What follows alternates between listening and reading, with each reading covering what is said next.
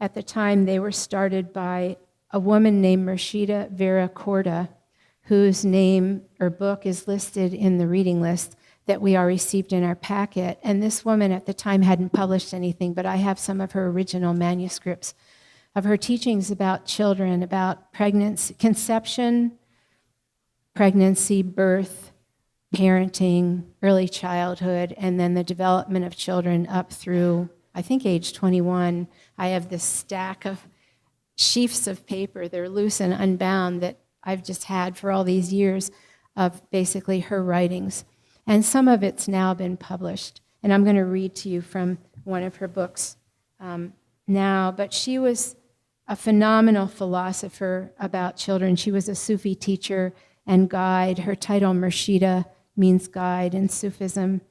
And she started something called the New Age seed schools in the early 1970s in the San Francisco, Berkeley Bay area. And they were all the schools were based on the teachings of Hazrat Nayak Khan, who was a Sufi master from India who brought the early teachings of Sufism out to Europe and to America at around the turn of the 20th century. We're not in that century anymore. So I just want to read you a couple quotes from her. This is the dedication of her book called Cradle of Heaven. Dedication.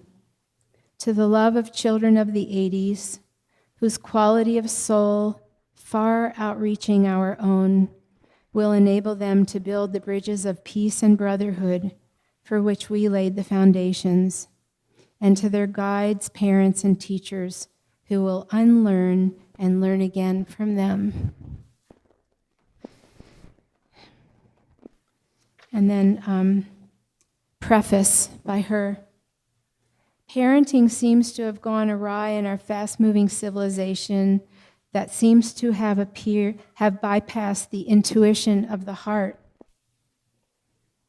Somehow we must return to natural intuitive ways, for when a civilization becomes too mental, as is the trend today, it will destroy itself.